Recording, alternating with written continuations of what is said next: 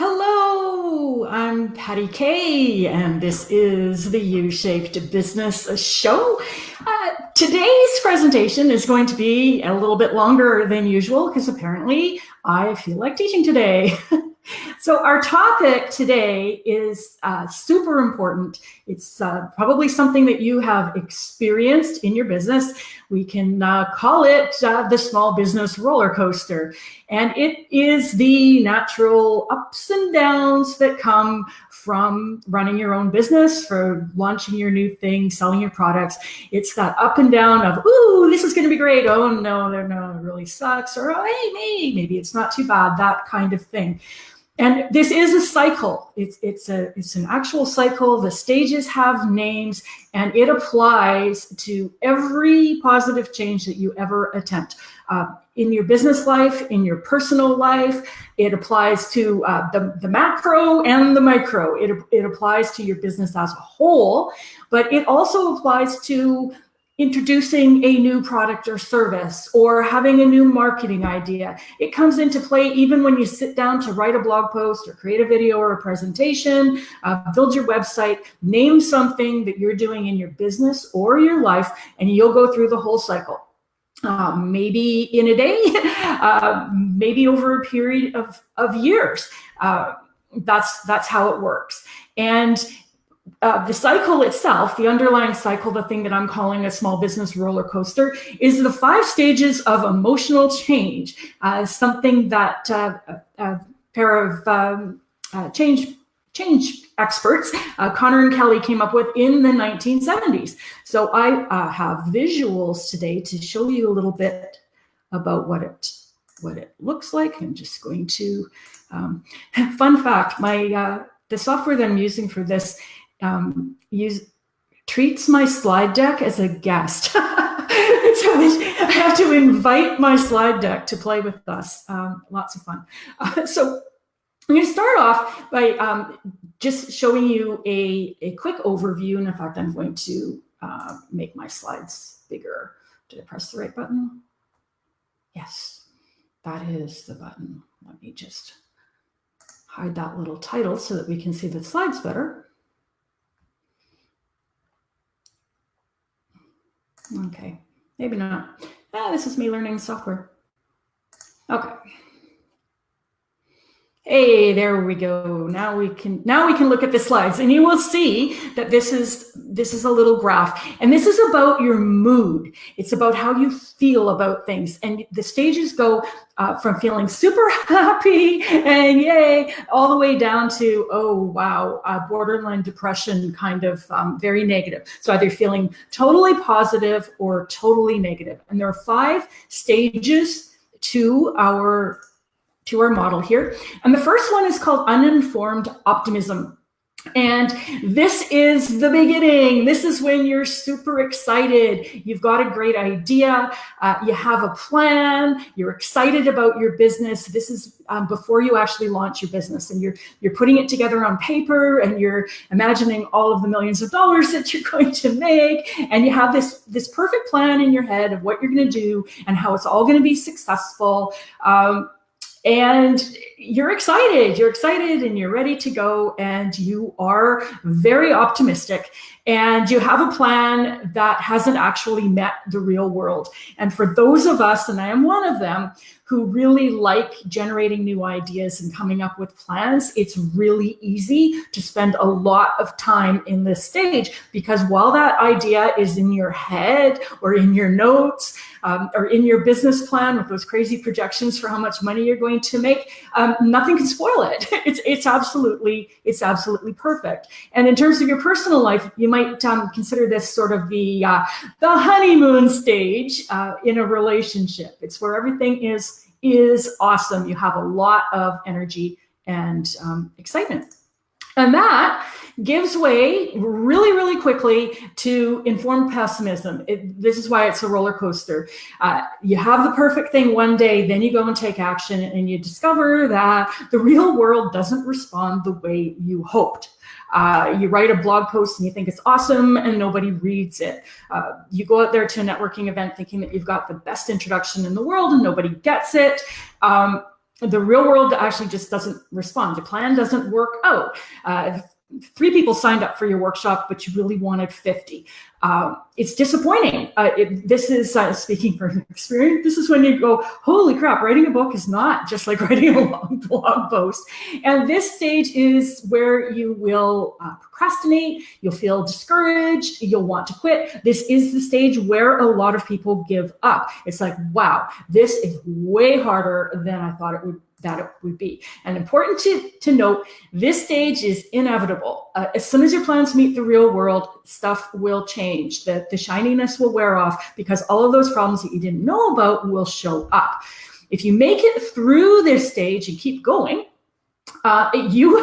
you run into this stage called hopeful realism.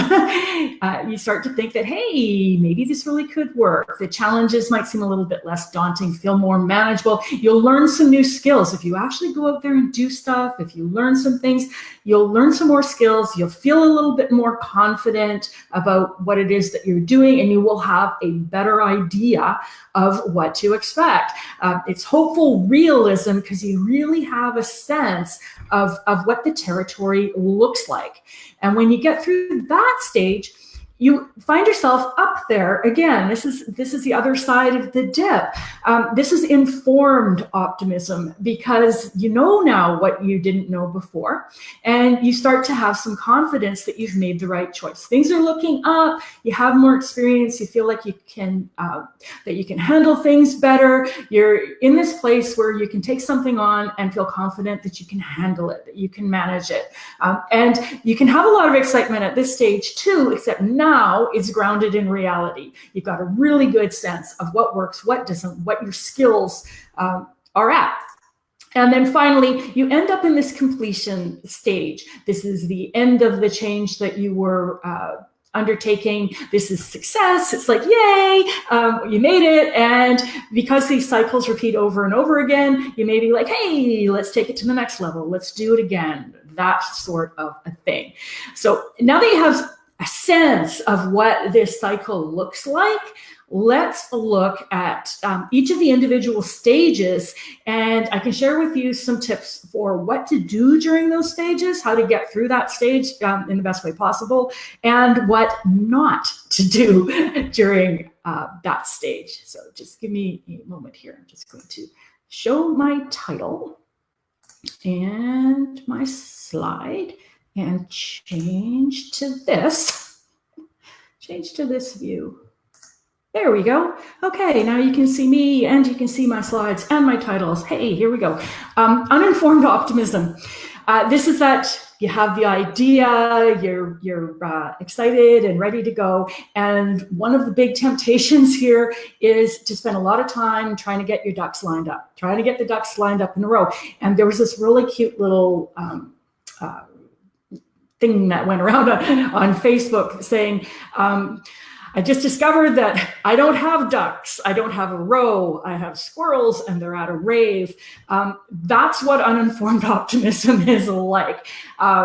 You can line up stuff in your head all you want, but when you get out there into the real world and actually start talking with people, you will discover that no, they're not ducks, they're squirrels, they're at a rave, they're unmanageable, and you don't know enough to actually make really good plans. So what you want to do in this stage is to turn that enthusiastic energy that you have into action really quickly. You don't want to spend a lot of time managing the ducks. So in terms of what you want to do, these are the things that get a yes.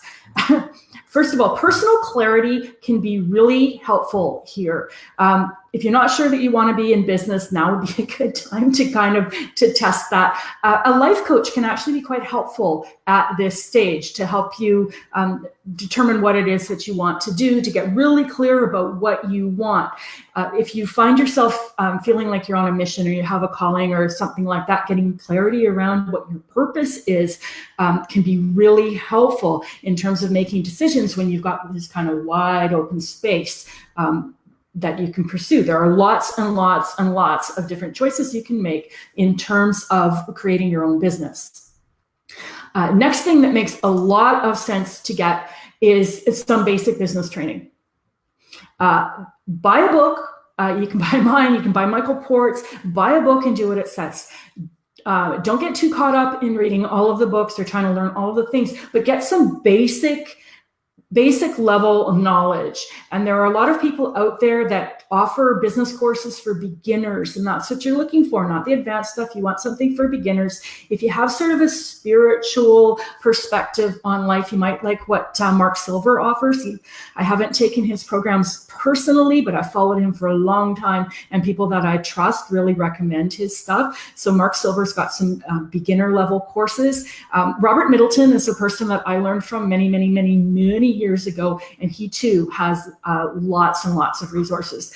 Just be careful that you don't get too caught up with the training. What's really important is the taking of the action. Get the basic training, take the action. And when it comes to that, try stuff. That's the technical term for it. Try stuff. Put together a simple service, go out and try to sell it. If you're thinking about creating a workshop, do one live, get real live feedback. Don't spend months and months and months creating something that you don't want. The lean methodology, people call this a minimum viable product, a minimum viable service. What is the smallest thing that you can do? Try that stuff. Do the things that the book says.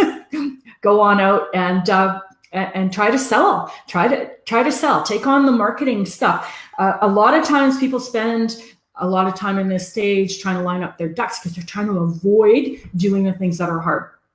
Talk to people.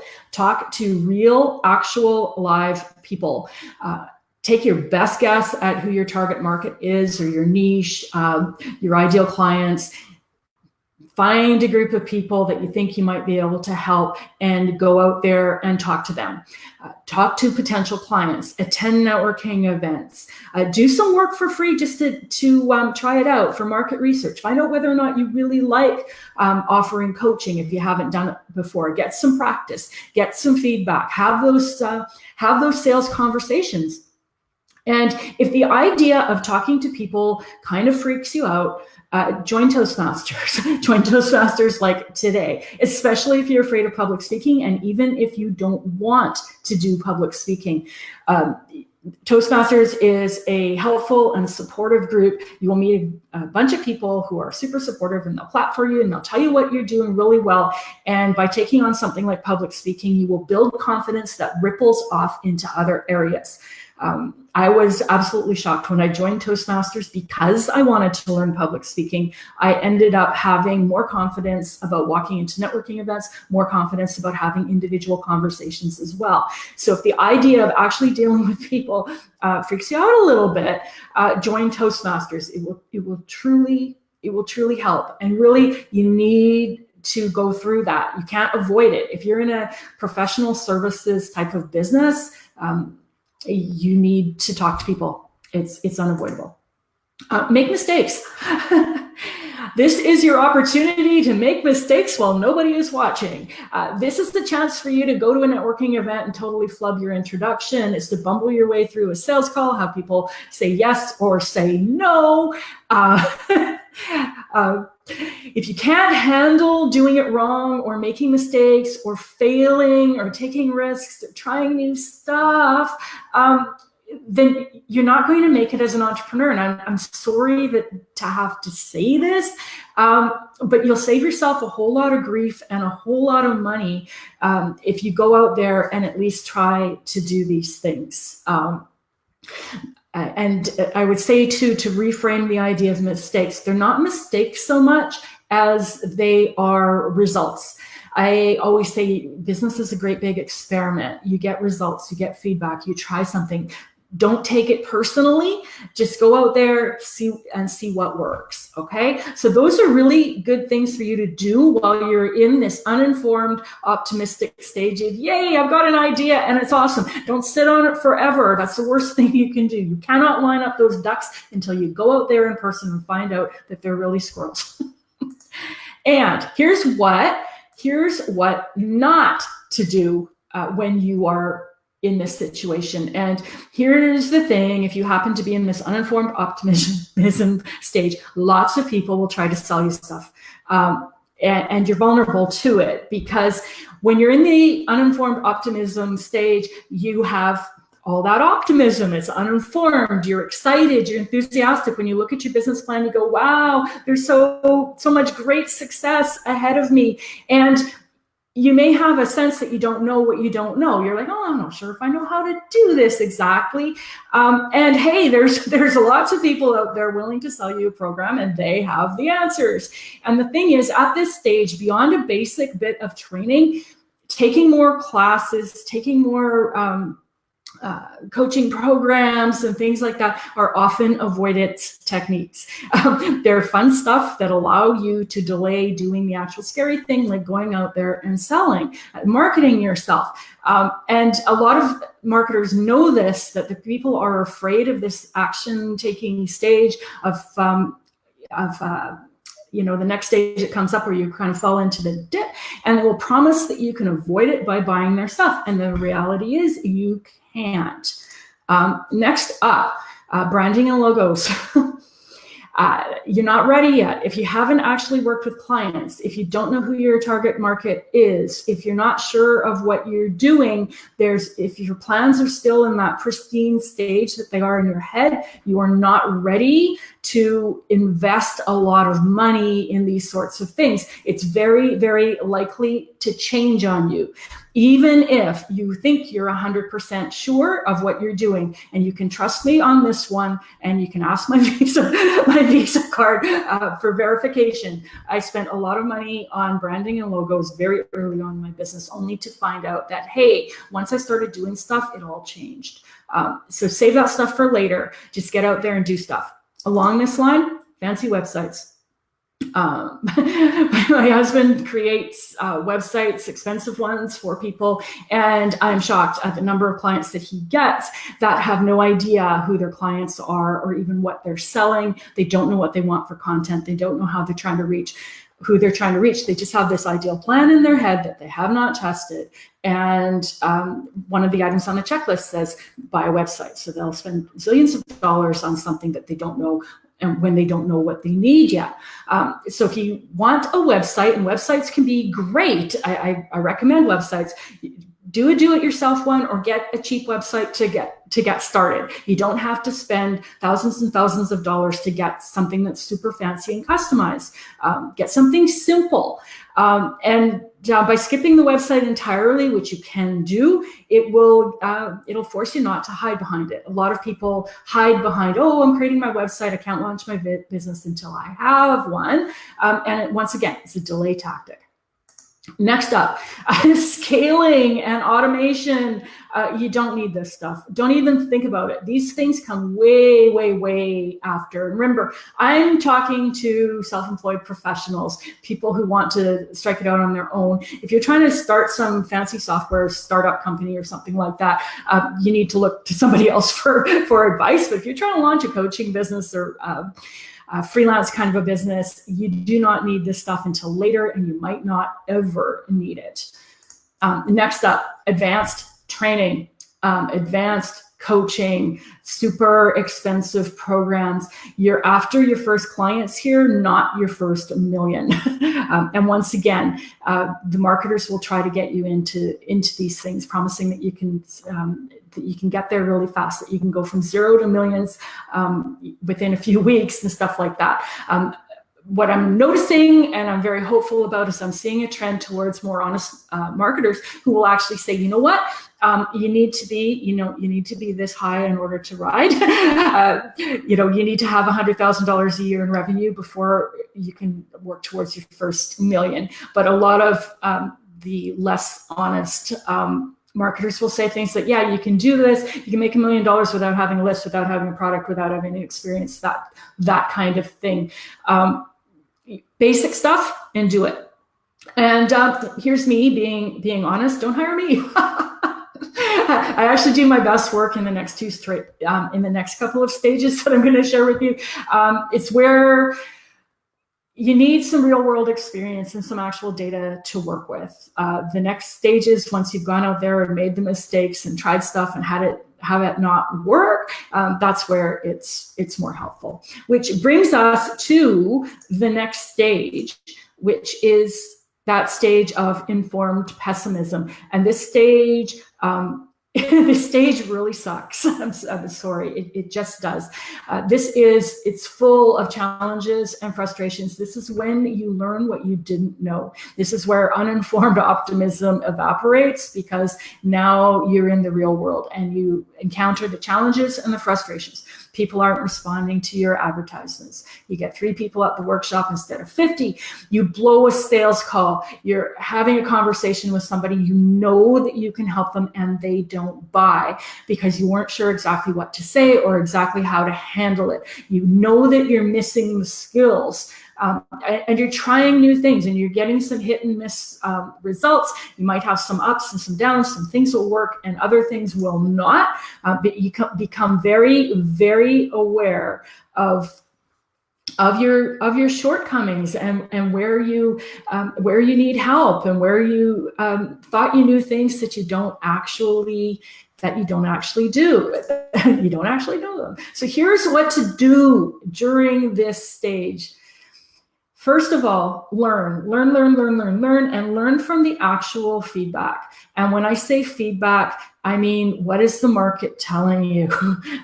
Pay attention to the results that you're getting.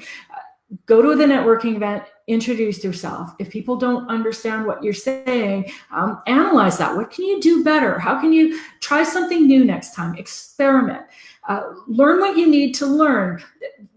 What you need to learn in specific will come up really clearly during this stage. You'll discover, hey, I'm okay with handling those sales conversations, but what I really need help with are networking introductions, or vice versa. Or I have a hard time explaining exactly what I do and I need to learn how to do that better. So focus on what you need to learn, what works, what doesn't. Analyze, experiment, change things up a bit. This is your chance to make mistakes and to try things. And to learn, and give it a solid try. Don't give up too quickly. Make 20 phone calls, not 2, before you decide the phone calls aren't your thing. Go to networking events for 6 months. Don't go to a single cocktail mixer and then write it off that networking doesn't work. So give it a solid try. Don't stray into that area of, you're still doing the thing that doesn't work 6 months or 6 years later kind of thing. Give it a solid try. And with that attitude of experimentation, the little bits of making changes and adjusting as you go along. This is also a terrific time to get help. And if you want to hire me, yay. This is where I can truly help, is when you've been there, you've tried some things, you've seen some successes, some things that are not so successful, and you're feeling a little bit frustrated. And what can be really helpful here is perspective. I always say that we can't read the label on our own jar. It can be really hard to describe your business to somebody else because you live it, you know it so intimately, it's really hard to explain it to a client. And you may be experiencing problems and you don't even really know what you don't know or where to fix it. So it can be very, very helpful to get some outside eyes on that to give you some perspective. The other thing that you can do is you can take the course on the thing that you know you need to do. If you know that sales conversations are a problem, now is the time to take a course specifically around sales conversations. That makes perfect sense, to get the more specific training that you need. If you've seen a little bit of results doing Facebook ads, but you're not sure exactly what to do, but you want to continue, now would be the time to take the class on Facebook ads, because you know that that's something that you want to do. So those are things to do during this stage, as well as, try not to get too discouraged, because it's inevitable. You will go through it and you have to go through it. It's part of the process.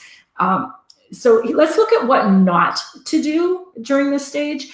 And the Magic Miracle programs, these things are super enticing, especially if you're just kind of dipping your toe into this stage.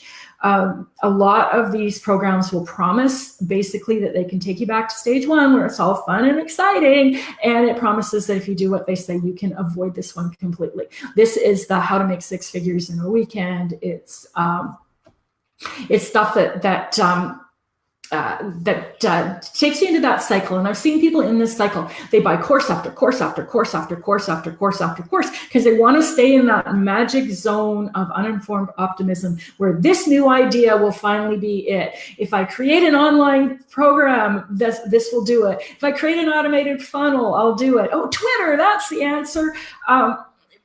It's fun and exciting to be in that imaginary place, but and these programs know that they'll try to do that to you.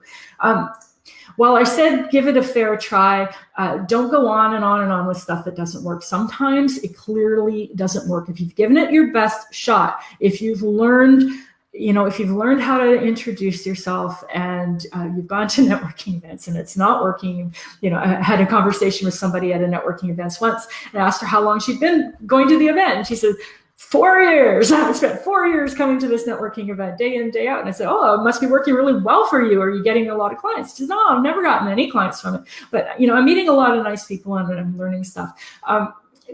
Clearly not working.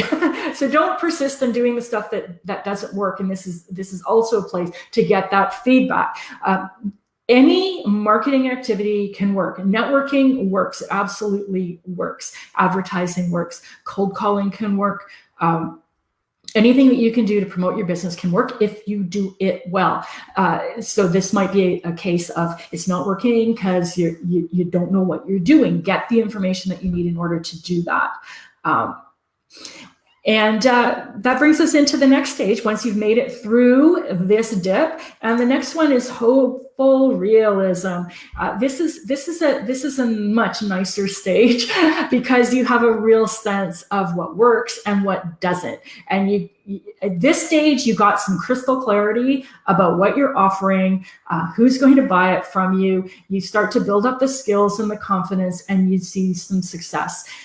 You've got that realistic information. You've got some new skills, and you're moving forward. You're getting a real sense from doing the experimentation in the previous stage. You figured out what works for you, and you're like, yeah, this is my thing. Teaching workshops in order to get clients, that works really well for me. Networking, it's awesome. I love networking. Or say, wow, I finally figured out cold calls work, and that's great. And I know exactly who's going to buy from me, and you'll be able to make good decisions. You'll be able to say, oh, I'm going to go to that networking event because there's a good chance that I'll meet the right people, and oh, I'm going to pass on that one because those people don't really look like the people who work with me. You'll have those answers. And when you look at the more advanced advice, you'll have really solid answers. When they say, who's your ideal client, you'll be able to tell them that kind of thing. So let's look at what you can do during this stage.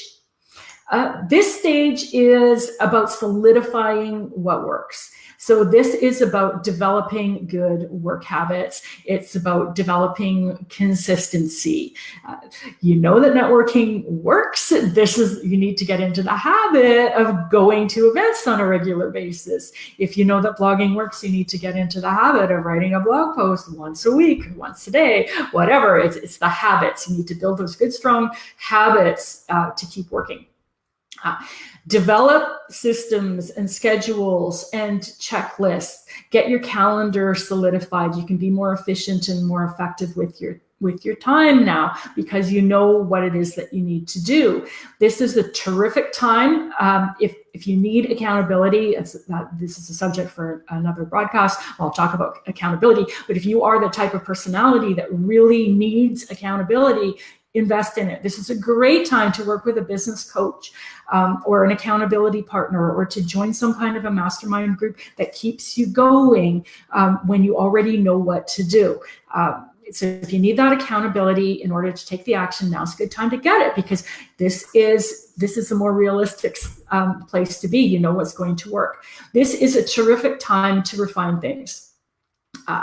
Where I said earlier on to skip the branding and the logos and the fancy website, this is a great time to do it because now you have the information. And when you go and talk to your website designer, you can say, these are the people that I work with. These are the problems that I solve. These are the solutions that I offer. And these are the 3 services. And here's the information. And when they say, I need you to write that up, you'll be able to do it. And now is a really good time to get some refinement on your web copy. Now is the time to create a really good webinar for your business, or to take that information that you have in your head and turn it into a workshop, because you've got real live experience and you know what works and you have that confidence. So refining things during this stage is a terrific idea. There's a couple of things to avoid. And if you happen to have a personality like, oh, I don't know, mine, chasing shiny objects can be a real downfall. Changing tracks entirely. This is my thing. I have an idea, I get it to a place where it's really successful, and then I'm like, oh, that's boring. I want to do something else. If you are familiar with Barbara Scher's work and you identify as a scanner, this one can really come up and bite you. Because you want to change and you want to do something different. But if you truly want your business to succeed, you need to find a way to indulge your interests without making drastic changes to your business. It's really important to stay the course in order to continue to keep going. And my advice here is, it's another thing from Lean Startup, is to say to pivot, to make slight changes rather than starting over entirely. One of the things I've discovered after 7 years of this business is that I tend to chase off into one area, then into another, make all of those changes, and I end up always back at the same place. And I would have been better off to have just made small adjustments and kept on going, rather than saying, oh, I'm going to stop and think things through too much. So you can learn from my experience there. Don't start over with the shiny objects. Just stay the course, build the habits, build the consistency. It's a real growth kind of a stage, which brings you up to informed optimism. And this is a lovely stage. I'm trying to find my where did it go? Oh, there it is. Informed optimism is, hey, it's working. This is where you develop some confidence. It's where you make better decisions. You're aware of the cycle. So you can be just as high on your idea here as you were in the beginning, except, wow, you've got all the knowledge and confidence to actually do it. And this really brings you into the completion of the cycle. This is, you continue on, you achieve this success. Maybe that's where you stay. Maybe you go, yeah, this is it. And you just keep on going. Or this is the place where you go, hey, let's do this again. Let's take it to the next level. So this becomes your choice. It's like, hey, I made it this far. I'm either going to stay here or I'm going to go on to the next thing.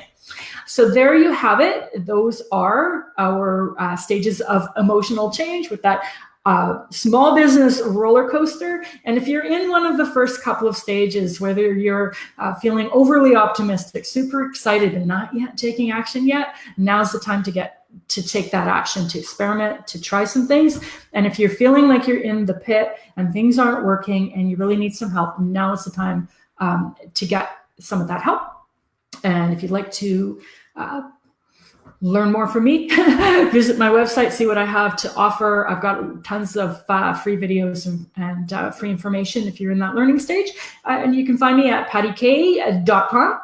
Have a fabulous day, and I will see you back here next time. Bye for now.